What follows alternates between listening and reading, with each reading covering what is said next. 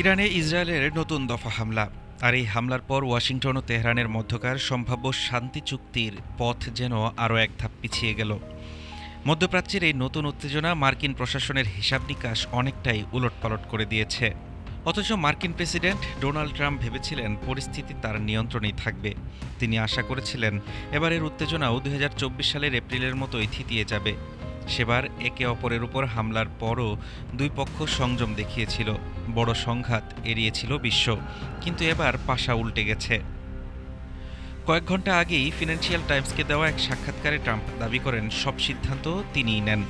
কিন্তু এই সব সিদ্ধান্ত নেওয়ার চাবিকাঠি আসলে কতটুকু তার হাতে, তা নিয়ে এখন বড় প্রশ্ন উঠছে।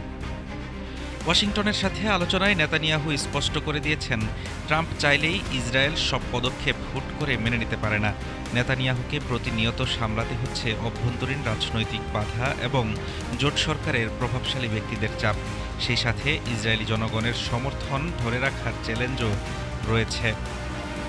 এই অভ্যন্তরীণ জটিলতাই ট্রাম্পের জন্য ইরানের সাথে চুক্তি করাকে কঠিন করে তুলেছে।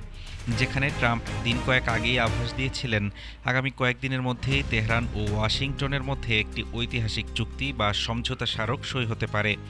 মধ্যস্থতাকারীদের টেবিলের নথিপত্র আদান প্রদানও চলছিল জোরকদমে। ট্রাম্পের সেই বিশ্বাসের গুড়ে এখন বালি ঢালছে ইসরায়েলের সামরিক পদক্ষেপ।